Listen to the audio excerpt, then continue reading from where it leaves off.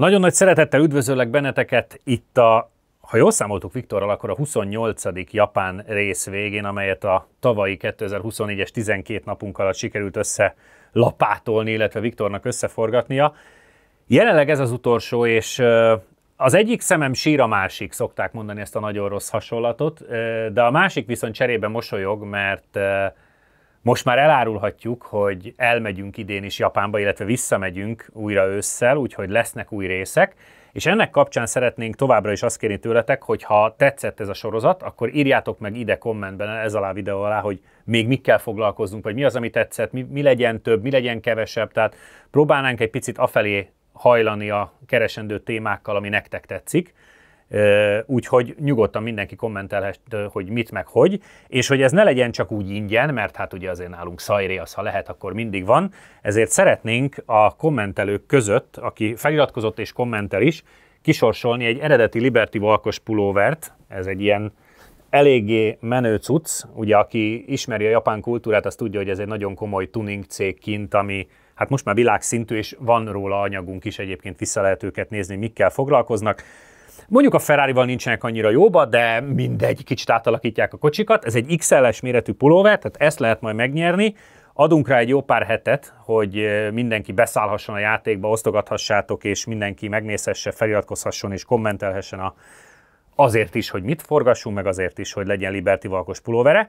És hát, ahogy mondtam, megyünk vissza. Ez a jelenlegi körből az utolsó adás, viszont ami még nagyon pozitív, és szeretnénk bejelenteni nektek, hogy a teljes 28 adást témakörökre lebontva ilyen egész estés összevágott anyagokként is föl fogjuk tenni a csatornára, ráadásul mindezeket reklám nélkül. Tehát lesznek olyan 2-3 órás anyagok, hogy csak az összes múzeum, mondjuk az összes extra tesztautó, stb. És ezeket full reklám nélkül összevágva is ki fogjuk nektek adni az elkövetkezendő hetekben. Úgyhogy lesznek még japán cuccok, legfeljebb olyan, amit már esetleg láttatok, vagy olyan is, amit esetleg nem. Úgyhogy most fogadjátok szeretettel az utolsó adást a tavalyi anyagból, Kaitót, nagyon vicces fiú, kicsit megint lesz Fast and Furious, kicsit lesz Mitsubishi, lesz nagy boldogság, lesz expresswayen autózás, Daikoku és minden egyéb, tehát egy ilyen jó zanzásított kis fél Tokió, fél Yokohama. Már is kezdünk. Ha játék és internet, irány a Játéknet. A műsort támogatta a Rédei és Pál ügyvédi iroda, a cég jogszakértője.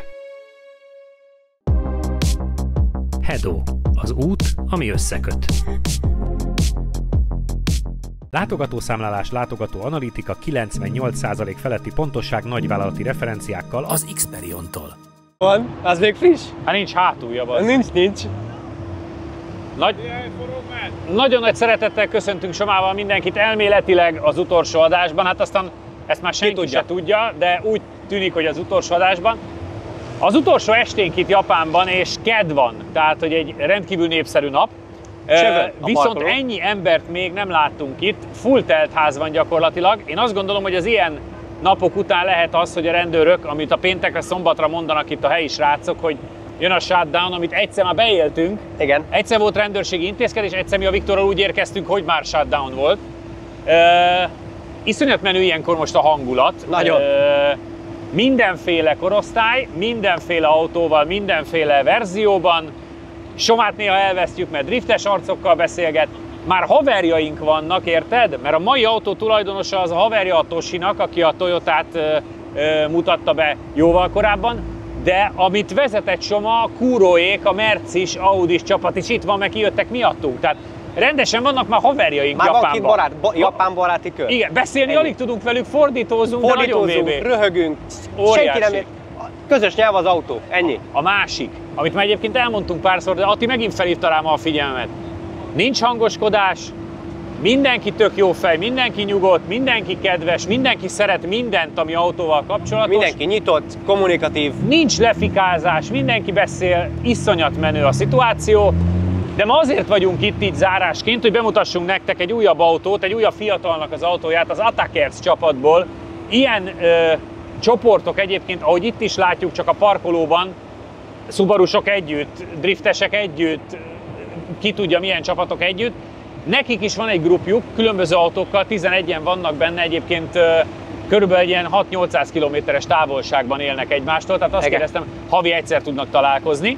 De megoldják. De meg, és Pesten akarnak. meg pesti barátok nem futnak össze, csak Pontosan. 2 havonta, mert messze vagy, én Újcsán lakok, én meg Igen. Dunakeszin. Igen, ők meg úgy van, hogy egyedül Kaitól lakik Tokióban, mindenki más így Osaka, Nagoya, tehát szana széjjel. Kaito majd bemutatja magát japánul az adásban, hogy legalább megismerjétek a kis arcát, de beszélgessünk egy kicsit az Eclipse-ről, hiszen alapvetően ennek tök jó sztoria van ennek a kocsinak, és aztán nyilván, ahogy a formavilágot látjátok, hát szóba fog kerülni megint egy film. De először beszélgessünk magáról az Eclipse-ről. Ugye az Eclipse az a Chryslerrel egy nagyon szoros barátságban készült autó. Iszonyatosan közkedvelt maga az autó Amerikában is. Ez a 3. generációja az Eclipse-nek. Egyébként az Eclipse-et egy 18. században nagyon-nagyon iszonyat sikeres brit versenylóról nevezték el, mert hogy ez milyen menő. Wow. Ez ugye a 3. generációja, 99-től gyártották ezt a generációt. Az előző generáció, mert itt ugye majd vannak ilyen kis, hát ha külső szemlélőként nézzük, akkor mondhatni ízlésficam, de hogy nem az, mert mint elmondta a tulaj, ez tudatos. Ugyanis itt a halálos iram Brian Eclipse-ének, ami a 2. generációs Eclipse-nek a színvilága van összekeverve a 3. generációs Eclipse-szel, ami meg a második filmben volt benne, és ugye de gyorsan akartam nem mondani, tudom a nevét, de a Romannek volt Roman. a verdája, csak lilában, de ezt már elmondtam. 96-tól volt Cabrio, tehát a 2. generáció is már megkapta a Cabriót, és ma az Eclipse crossover néven fut az utakon, ami ennek a típusnak szerintem a teljes sárba tiprása. És ráadásul egyébként voltam egy sajtótájékoztatón, ahol a magyar Mitsubishi márka képviselet igazándiból büszkén bejelentette, hogy persze az Evo, meg mi, az a nagyon szép múlt, de a jelen az a villanyautó nekünk Európában, az SUV nekünk Európában, és az Eclipse Cross néven egy nem ez. Nekem Igen. már az is furcsa volt, és meg kellett kérdeznem a Somától, hogy ez nekünk volt Európában? Volt. Igen. Nagyon durva. És, Miért nincs ez meg nekem? Ez, Nem volt Nem olyan volt. sok? hát nem, sok nem volt. Ez, mondom még egyszer, Amerikában volt nagyon közkedvelt. Amerikában a DSM csoport, vagy igazából a DSM-nek a közössége, mert ugye ezt a Chryslerrel közösen úgy nevezték, hogy Diamond Star Motors, ennek az égisze alatt volt árulva az összes Eclipse, és ugye Chryslerrel közös padlólemezre is épült. Ennek kint Amcsiban hatalmas kultusza van, Európában meg ilyen igen. Úgyhogy, Technikailag nem lehet, hogy azért fikázzuk le, én semmit, mióta itt vagyok, azóta pláne nem, de semmit. De nem lehet, hogy azért nem, mert nem egy lóerőgyár, meg első kerekes? Nem. Tehát mármint, hogy valószínűleg ez is benne van. És ha úgy értelmezzük egyébként a 2. generációhoz képest, amúgy nagyot bukott ez a kocsi, vagy inkább úgy fogalmaznék, hogy lehet, hogy más nézőközönséget céloztak meg. Ugye az előző generáció az közös motorral osztozott, illetve volt olyan kivitel, ami közös motorral osztozott az Evo-val, 4G63T kivitelű motorral, ami azért elég izgi, és ha jól tudom, ott még talán összkerekes kivitel is volt belőle, de ne közzetek meg, ha nem. Láttam összkerekes belőle, de hogy az utólag valami Evo hajtást faragtak alá, vagy az gyári, abban nem vagyok biztos. Ahhoz képest ez egy krúzolós kis kabrió, jól szól, mert azért 3 liter V6 van benne, de 200 ló első keréken. Tehát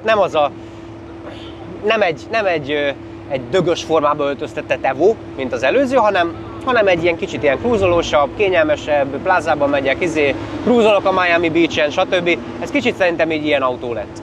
Nagyságrendileg szerinted mibe kerül, mert én tudom az árat, és nagyon kíváncsi vagyok, mert szerintem nem gondolnák sokan Magyarországon, hogy mennyibe van a kocsi. Szerinted? Ja, hogy mennyiből épült? Nem, hogy ez most így mennyiért lehetne kiszállni belőle. Ő mennyiért adná el? Aha, Itt Japánban. aha. Ilyen, mondhatsz ilyent. 2-3 millió ilyen? Másfél. Akkor még kicsit felé is kalkuláltam. Nagyon olcsó. Az ugye akárhonnan is nézzük, az nem egész 4 millió forint. Igen. Otthon mit kapunk annyiért? Azon kívül, hogy el kell húzom a pofon elől a fejemet. Hát, nem tudom. Talán egy használt 2000-es CRT-DI A6-ot, A4-et, korábbi évjáratokból 3 liter TDI-t, talán lapát meg a shoulderbe fér körüli. hátra, nem Ati? Tehát az zsír, nem? Igen. Úgyhogy, Na nézzük egy kicsit körbe ilyet akkor. nem kapunk. Hát ilyet biztos, hogy nem. És itt megint előkerülhet az egyébként, amit már talán a Fighting Starnál elmondtunk, hogy lehet, hogy nektek ott a kamera mögött ez baromira nem tetszik, és szétsavaznánk, hogy a hülye. Sajnos stílusról nem beszélünk. Megint nem illik vitatkozni, igen, így van. Igen. Egyébként én megint ezekben az autókban, amik nem feltétlenül az én stílusom szerint épülnek, mindig megpróbálom megkeresni a szépet az építés minőségében, és azt gondolom, hogy azért helyek közel az itt is megtalálható. Nem azt mondom, hogy hibátlan autó, de hogyha az összképet megnézi az ember, azért én azt mondanám, hogy ez egy igényes építés, nyilván használva van, nyilván napi, nem egy... Azt akartam, bocsánat, hogy belepofázok, azt akartam, hogy napi szinten használva. Igen, tehát ez egy napi használós autó, úgy nézzétek. Igen. Ami a legviccesebb, hogy az úgy tűnik, hogy Japánban és valószínűleg Amerikában is kötelező elem a levehető kormány, és ahogy levetted, rögtön föl kell akasztani a tükörre. Tehát anélkül sehova. De jó jár a V6 egyébként, mozgatja az ajtót, így, hogy támaszkodom rajta. Nekem fújt a lábszőrömet, szerintem már nincs is a jobb oldalon. Minden világít, minden mérőműszer, minden benne, holott szükség azért nincs rá, mert lássuk be, hogy a Soma is elmondta, technikailag nem egy őrület, de szereti, zene van benne, navigáció, nyugodtan, akár utólagos, igen. Minden. Az ízlés az kérdéses, de a vibe abszolút. Az jó. Ránézel, ülsz benne, valószínűleg Tula is ezt csipázza. Jó, a vibe. Ennyi. Ezt szépen élvezik. duruzsol a V6 valószínűleg, amikor Egyébként megy vele. a fő támogatója a csapatnak ez a Destiny Car Make Factory, ami nagyban rajta van a kocsin, az építi az ő autóikat. Egyébként az is, ha jól tudom, Oszakában van. Úgyhogy igen, jó a vibe-ja, és megpróbáljuk majd elintézni, hogy legalább ti menjetek azért egy kört vele, hogy érezzél. Azért a széria kipufogó az lerugódott róla. Szóval, hogy te azért érezd, hogy milyen menet közben is, bár nyilván ültél már azért ilyen meg hasonló autóban, én itt kerülgetem a betonokat. Hát egyébként Eclipse szűz vagyok, teljesen. Tényleg? Teljesen. Very good, my friend, very Semmilyen good. generációban nem volt. Akkor pillanatokon belül elmegyünk vele fártolni, hogy legyenek jó felvételeink, és akkor közben rábeszéljük majd Kaitót, hogy vigye el Somát, de addig hallgassuk meg, hogy hogyan mutatja be ő magát japánul. Konbanwa, Kaito desu. Mitsubishi Eclipse Spider 乗ってます。東京に住んでます。こんにちは、ライブタイミングです。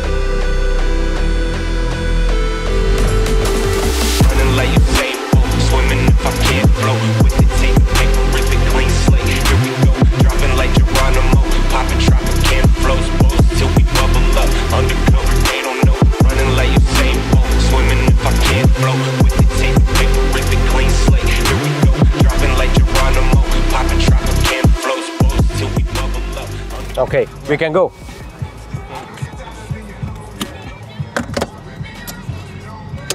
Na hát srácok, mindjárt felérünk egyébként itt az autópályára a spoton, amit ugye majd fognak készülni a menet közbeni felvételek. Egyébként alig gurultunk a kocsival, és tényleg iszonyatosan távol áll tőlem ez a stílus, amit ez az autó képvisel minden formájában, de a vibe az tök jó. Tehát ahogy duruzsol a V6, tényleg ilyen finom az egész. Látod az összes autópályát fölötted, ahogy kanyarognak ezek a spagetti utak. Hát nyilván nem kárpitos a csávó, tehát valószínűleg a beltér az egy kis kívánnivalót hagy maga után, de arra akartam kiukadni, hogy egyébként a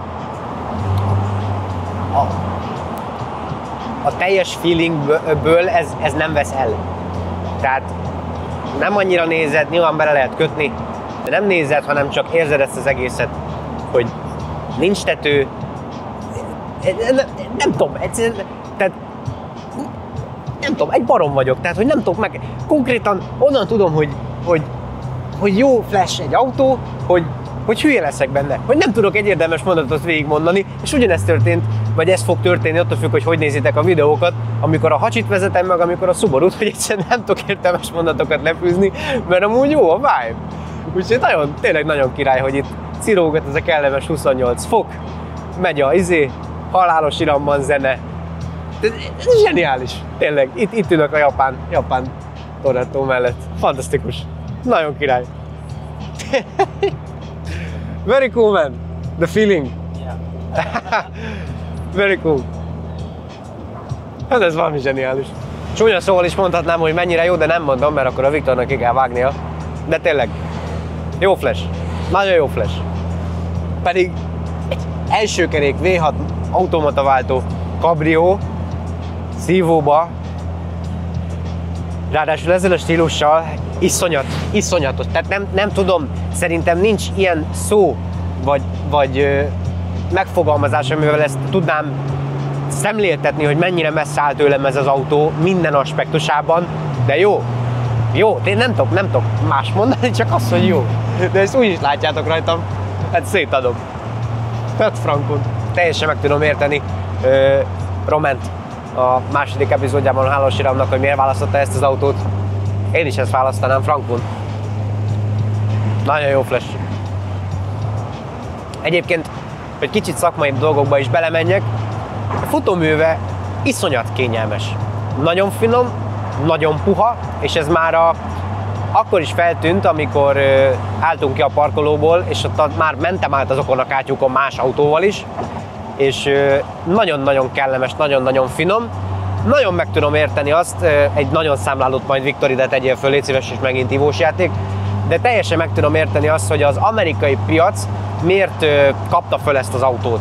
Mert ez konkrétan oda készült.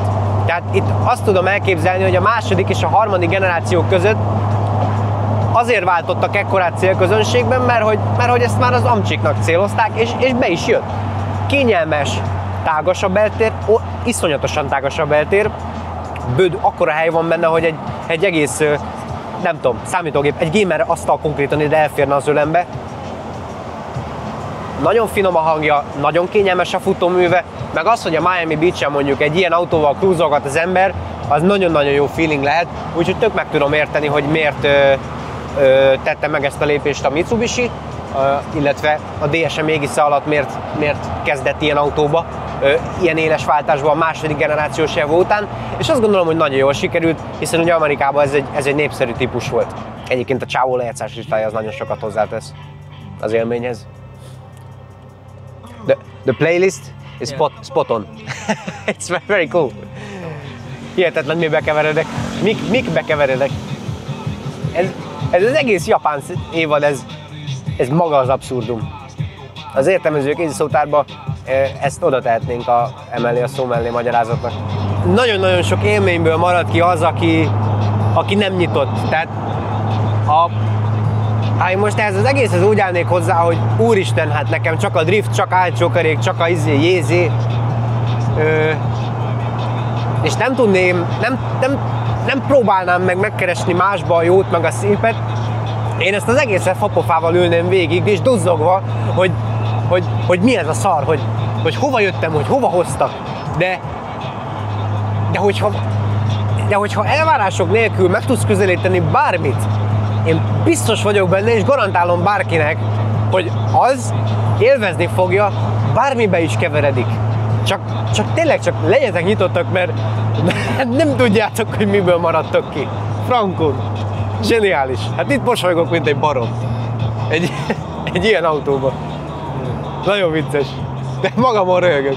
Így látni ezt a várost, meg majdnem azt mondtam, hogy Tokiót, de nem Tokiót látom igazából, mert odaig nem látok el. Valószínűleg Yokohamát vagy Kawasakit. De ezt kár lett volna kihagyni. Zseni. Tényleg. Álljatok hozzá, nyitottam mindenhez, és olyan élményekben lesz részletek, mint még soha. És nem azt mondom, hogy mindenki egyszer csak itt lesz Japánba, és itt fog ülni egy Eclipse-be, de nem csak ebbe lehet megtalálni a szépet meg a jót. Most az a helyzet, hogy 12 kilométert jövünk egy olyan spotért, ami légvonalba, onnan, ahol voltunk, 590 méter. De lehet, hogy sokat mondtam vele. 590 méter légvonalba, de akkor már kikerültél pálkerítést, meg oszlopot. The weather is very good. Is it usual weather in Japan? Yes. Érdekes, mert egyébként a kiskátyúkat így érezni, de nagyon kellemesen ring a futómű. Biztos az üléspozíció is sokat hozzátesz, mert egyébként nagyjából félúton ülök az első és hátsó kerék között. Tehát nem az van, hogy rajta ülök valamelyik keréken, és akkor így szétrázza a lelkemet a futómű, hanem szépen én ott ülök, ahol így mind a két kerék már szépen csillapít, és nem a kátyú fölött ülök, hanem én igazából csak átrepülök a kátyún, és előttem meg utánam teszi a dolgát a futómű. Nagyon érdekes egyébként összehasonlítási alap. nem ültem még olyan kabrióba, aminél hasonló volt az ülésnek a helyzete így a kerekekhez képest. Úgyhogy ilyen vagy mindig a hátsó keréken ültem, ott ugye az eleje az kellemes volt, de ott meg ugye könnyű volt a kormányzás, vagy ugye a hátuljában, hogyha belementem egy kátyúba, akkor meg ott ugye nagyon erősen odavágott. Úgyhogy, de itt semmi ilyen nincs. Nagyon-nagyon finoman átemeli magát az összes úthibán, tényleg. Főleg ezzel a kellemes zenével. Tokió, vagy nem is Tokió, hanem fingom sincs, hol vagyunk. Őszintén teljesen elvesztettem már a fonalat. Tokió agglomerációnak a kis utcáin. Óriási. Óriási. Ez az autó egyébként megint nem a praktikumra született, meg ezt a mondandót még hogy hosszan fogalmaztam magamba. Tehát semmilyen racionális indok nem szól amellett, hogy neked ez miért kell, de kell. És valószínűleg újkorában sem az volt, hogy valaki ezt meglátta és így ebbe de jó, be tudom rakni a családot, meg a gyereket, meg a mindenkit, és majd elmegyek vele bevásárolni, és meg majd el tudunk vele utazni a boltba, meg a tengerpartra. Nem. Ez valószínűleg, ezt újkorában is úgy próbálták már eladni, hogy ülj be, nyomd be a zenét, gurulj végig a Miami Beach-en, és kelleni fog. És szerintem ezt most is ugyanazok az emberek veszik meg, akik csak így beleülnek, megérzik, és így ez kell. És nagyon-nagyon jó, hogy vannak ilyen autók, illetve voltak, mert hogy ma már ebből egy crossover lett, és ez szomorú, de hogy voltak, és ezek az autók még élnek, és ilyen emberek, mint a mellettem ülő úriember, aki nagyjából velem egykorú, nyomja, csinálja, élvezi, nyitott rá. Nem azt mondja rá, hogy jaj, mi ez az öreg uras izé. Nem, nyitott rá, élvezi. Ennyi, nem fosztja meg magát attól, ami ez az egész lehet. Zseniális. Támogatunk a sportruházat és a küzdősportok szakértője a BP Fight. ProGame Goldex Kft. Professzionális élelmiszeripari megoldások. Ha játék és internet, irány a Játéknet. Látogatószámlálás, látogatóanalitika, 98% feletti pontosság nagyvállalati referenciákkal az Xperion-tól. Így a végső konklúzióhoz be kell vallanom valamit. Egy teljesen másik helyszínen szerettük volna felvenni a mozgós képeket, de megint sikerült a Google miatt eltévednem, vagy magam miatt, ez már teljesen mindegy. De semmi sincs véletlenül. De semmi sincs véletlenül, mert így rákerültünk az autópályára, és idegből mondtuk nekik, hogy előzzenek meg, és olyan vibe-ja volt annak, hogy néztük ezt a kocsit a Fast and Furious-ból, azon a helyen, egy csontüres autópályán, 30 fokba éjjel, hogy beszartunk a filmen, de úgy láttam, hogy te is nagyon mosolyogva szálltál. Tehát ezt úgy is látszani fog a belső felvételeken. Srácok, ez tökéletes. Tehát ugyanúgy tökéletes, mint ahogy a Hacsi, Subaru, bármi. Tehát itt ez kerek, kész. Nem kell több, se kevesebb, ne keressetek benne semmit, hibát pláne nem, tök mindegy. Jó, ennyi, pont. És egyébként hibátlan lezárása az egész utunknak, így van. nem? Hiszen erre a filmre láthatóan a fiatalok nagyon rá vannak gerjedve, az egész sorozatra mi is imádjuk. Ez a hely, a tokiói ős, tokiói hazudunk, mert Yokohama ráadásul, de a tokiói ős pozíció. Tokió agglomeráció. Agglomeráció, igen. Mondhatni, Dunakeszin vagyunk. Igen, ez az alfa és omega. Mondhatni, igen, Dunakeszin vagyunk tényleg. Imádjuk, szuper kedvesek, baromi jó volt ezzel befejezni, és szinte biztos vagyok benne, hogy vissza kell térnünk, és vissza is fogunk térni, mert 1000 kapcsolat lett, mindenki barátként kezel, azóta óránként csörög a telefonunk, hogy még mit adnának oda, és mindig mondjuk, hogy imádunk, szuper cukik vagytok, csak már nincs idő. Mikor mentek haza? Holnap? Holnap! Akkor lehozom ma. Hát a kúróék és az RS6-tal idejött a csávó, meg hozott még 2 havert, Ferrari is van náluk. Tehát lehetne itt ferrarizni is a hidakon, meg az autópályákon, de nincs már rá időnk, de remélem, hogy visszatérhetünk. Viszont ahogy szoktunk, még egy ajándékot azért odaadunk. Kaito, please, just come for a moment. We would like to present you a gift. Wow! It's our official t-shirt. Arigato. Arigato gozaimashita. It's cool! Egy újabb boldog tulaj. Így van. Mi pedig zárjuk innen Somával a műsort, és tényleg nagyon-nagyon köszönjük, hogy itt voltatok velünk. Egyáltalán nem tudjuk, hogy meddig tartott, szerintem már biztosan 2025 második fele van, de köszi, hogy itt voltatok ilyen hosszú ideig Japánban, és mindenképpen leszünk még innen is. Lesz még garázs, Soma, imádom, hogy itt voltál, nagyon köszönöm. Iratkozzatok föl, Facebook, YouTube, Insta, 2 Somi, és találkozunk jövő héten a garázsban. Sziasztok! Sziasztok!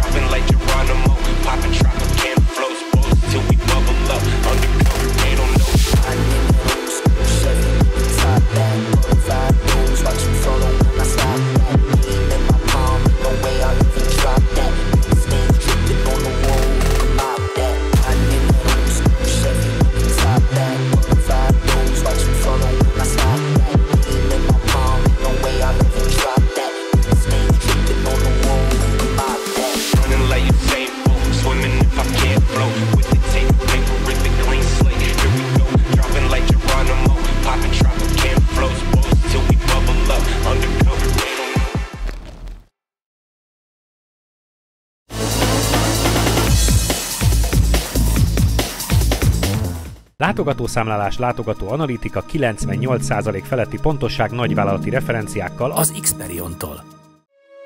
A műsort támogatta a Rédei és Pál ügyvédi iroda, a cég jogszakértője. Hedo, az út, ami összeköt.